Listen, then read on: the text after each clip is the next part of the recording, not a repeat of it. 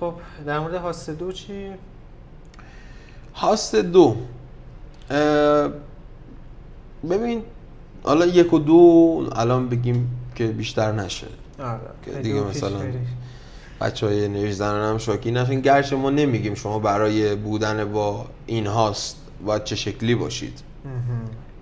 هاست دوم میشه گفت که مردهایی هستند که اینطور بگم یک مهارت خاصی برای بیانگر به روز بودن اونها درشون وجود داره، ولی فقط یک مهارت خاصی. نشونه هاشو من گفتم توی دوره، گفتم که مثلا ممکنه یک چیزی رو انتخاب کنن که براشون نماینگر اونها باشه، مثلا موی بلند، مثلا تحصیلات دانشگاهی، مثلا زبان، یک چیزی رو دارن و اکثرا آدم‌های بدی نیستند، فقط آدم‌هایی هستند که دوست دارن سنتی ازدواج بکنن، با بی‌حاشیه و با خانواده و تشکیل خانواده رو بیشتر دوست دارن. پس این افراد بیشتر کارمندن، چون توی زمینه خوبن، بیشتر کارمندن یا یه موزیسینی هن که هنوز به نتیجه خاصی مثلا اونقدر رو نرسیده، مثلا یه گیتاریستی که میره مراسم و یه توی کافه جایی ممکنه بره بخونه برگرده و اونقدر هم موفق نیست، اما آدم امنی هن واسه یه سری ازدواج‌های سنتی.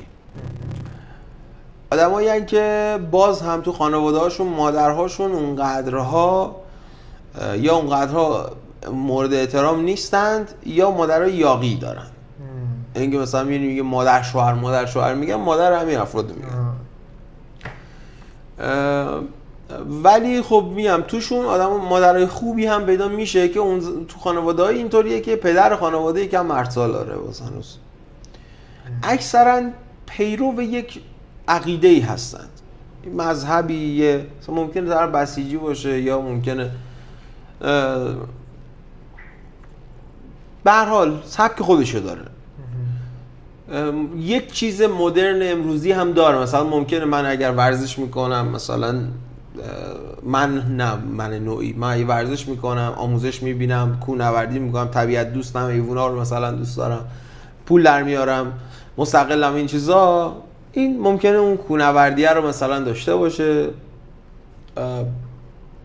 دوستاشون محدودن، دوستای مردونه‌شون، اما بازم سطحشون قدر بالا نیست. مثلا فلانی هم خدمتیشو یا همکلاسی بچگی و ممکنه هستن هنوزم باش، اونقدر تو دوستی ها به منفعت توجه نمیکنن. گرچه درست شاید یک اخلاقیات پوچی بگه که مثلا دوستی که ربطی به منفعت نداره، ولی امروزه واقعا دوستی ها باید با منفعت باشن، دو طرفه اونم. و بعد ممکنه بیشتر، حالا هاسته گفتیم بیشتر با پسرا میگرده، این هاست ممکنه بیشتر با خانواده ولی با یک دوست با یک دوست میگرده. اگرم انتخاب رشته‌ای، انتخاب مسیری چیزی باشه، با همون دوسته است و اکثرا اینا هم زود تمایل به ازدواج پیدا میکنن و سنتی هم ازدواج میکنن. با این افراد هم نباید رابطه جنسی برقرار کرد، از نظر دخترها نباید این کارو بکنن و مخصوصا گذشته و مسائل مربوط بهش خیلی روشون تاثیر میذاره. زیاد مردانگی و کج‌خلقی ندارند، کمی میشه گفت زن سوارشون میتونه بشه. خب بعد مثلا اینجا گفتی که ممکنه توی یه زمینه خوب باشن، تو چیز دیگه خوب نباشن. اینجا مخاطب ممکنه بگه خب پارتنر من اینطوریه، اما در صورتی که شاید پارتنرش تو این زمان تو این لوله، شاید در آینده این پتانسیل داشته باشه که سطحش بره بالاتر، ارتقا پیدا میکنن. آره. سطح یک سخت میاد، دو ولی مثلا سنش گذشته باشه خیلی دیگه سخت میشه، تمام شد. مثلا مرد سطح یکی که 30 سالشه تمام شد، هیچ کاری براش نمیشه کرد. باید بشینه تریاکشو بکشه، عرقشو بخوره، با دوستاش باشه و این بچه‌ش هم معمولا ازش فرزنده خوبی در نمیاد. ولی سطح 2 قابلیت ارتقا داره به 4، به 3.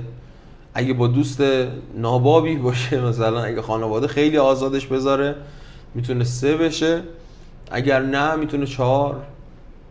خب من با اون یک دختر از کجا بفهمم که این آینده داره، میتونه رشد بکنه یا نه این دیگه تهش همینه و اگه اینه خب باید عوضش کنم دیگه، یا نه باید روش کار بکنم و سطحش رو ارتقا بدم؟ این که از کجا بفهمه دیگه باز اطلاعات انرژی زنانه لو میدیم. ولی افرادی که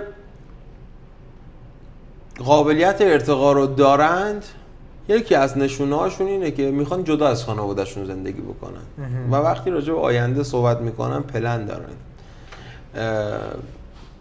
اینطور بگم که اون استعدادی که توشون میبینی به عنوان یک زن باید برات شفاف باشه که این شخص از نظر هوشی استعداد این رو داره که این قابلیت رو من اگر روش سرمایه گذاری بکنم به جایی برسونه که به 4 برسه. حالا 4 چه ویژگی فرقش با 2 چیه؟ ببین 4 و 2 هر دوشون آرومن، هر دوشون ازدواجی هن، هر دوشون آدمای خوبی هن، میتونن یعنی مثلا آدمای خوبی واسه ازدواجن، ولی فرقشون اینه که 4 خودش مستقل خودش انتخاب میکنه، 2 خانواده‌اش انتخاب میکنه. 4 میتونه رابطه داشته باشه، 2 اگه رابطه داشته باشه اون دختر رو بد میدونه. مثلا سطح 4 از نظر توانایی چند توانایی مختلف رو داره و انسان جذابیه، زنهای زیادی دور و برش هستن، اما 2 نه.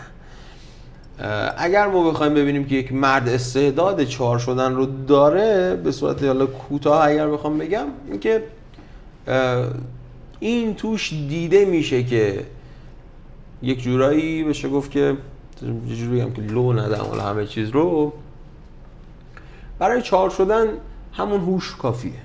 همون خب بعضی مردا هستن که خلاقیت رو دارن، عملگرایی رو دارن و جلو هم پیش میبرن، پلن هم دارن، اما هر چقدر تلاش میکنن به اون نتیجه نمیرسن. یک آدم خیال پرداز عملگراست.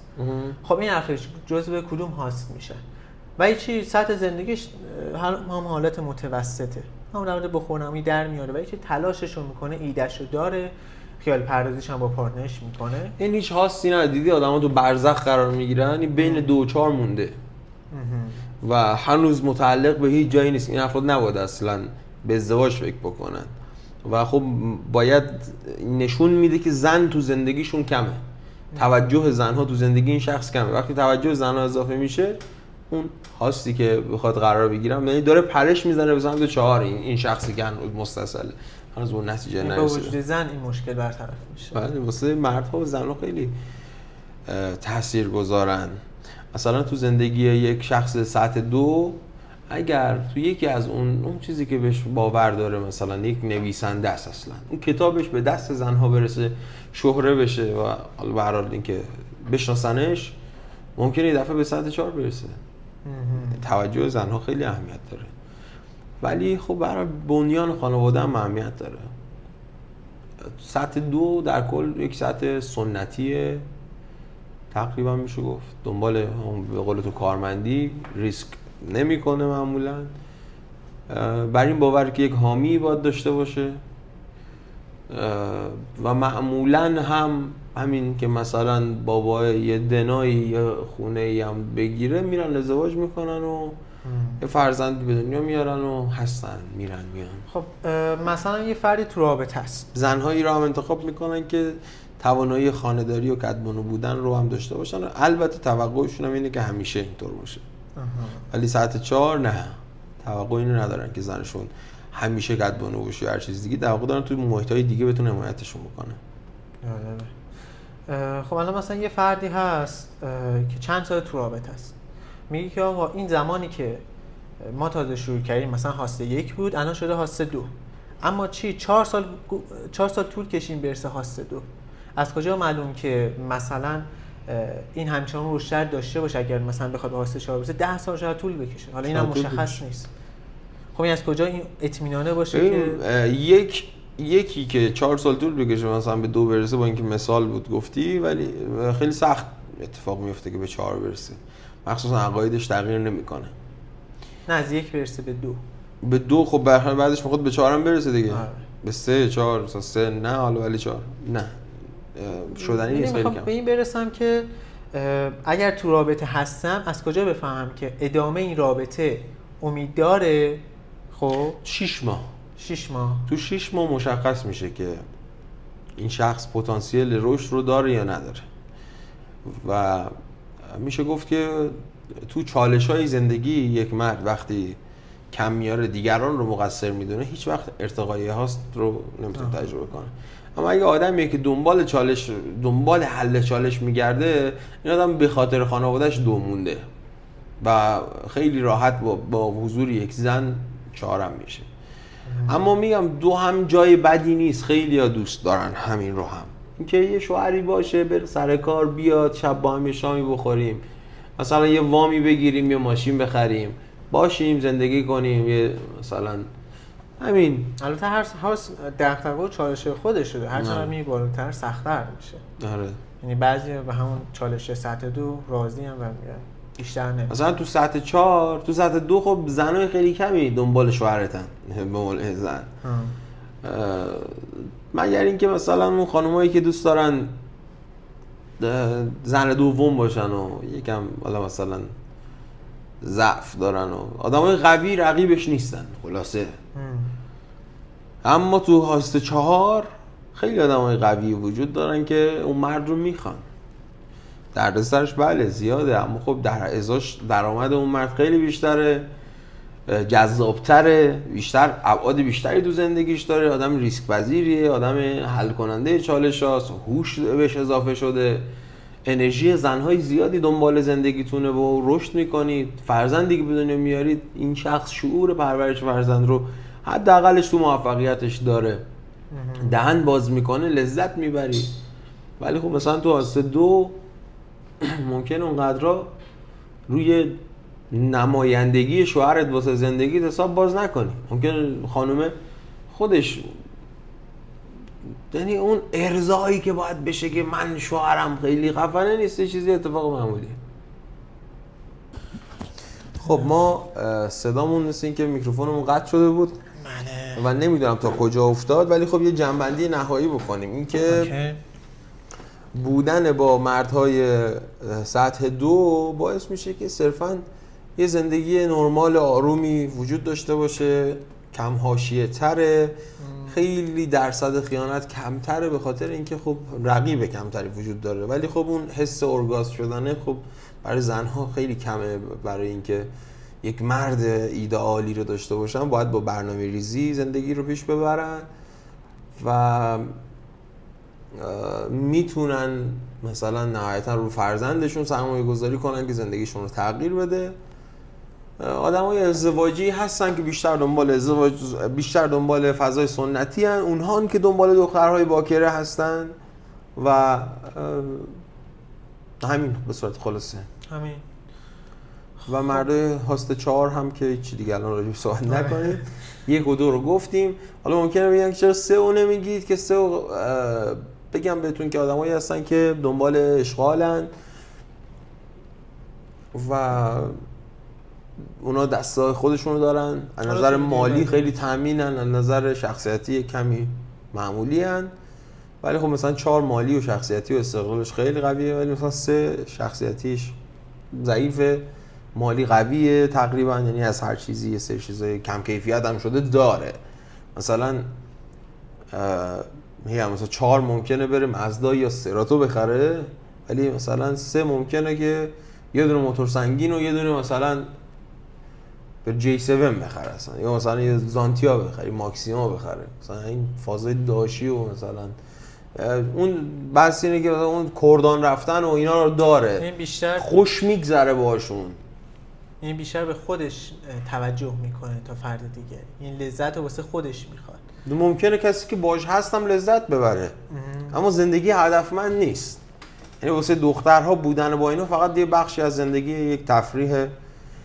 تو اونجا رقیب خیلی زیاده، مخصوصا رقیب‌های بد انرژی انقدر زیاده که اصلا براشون مهم نیست مرد چی فکر میکنه و همدیگر رو میفروشن، زنها رو اذیت میکنن و یک سبک دیگه معمولا بیشتر دنبال اشغال و موتور و ماشین و ویلا و عرق و ولی خب توی یک سبک سطح بالاتر از یک مشخصن، مثلا یه دست پلمپ و مثلا دندونا فلان و اینجا ابرورا بالا این داداشی و فلان. نمونه‌اش زیاده تو اکسپرت. آره ممکن مثلا 35 سالش هم باشه همون باشه صرفا.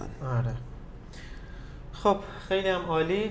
مرسی ازت. خیلی توضیحات جامع و کاملی بود.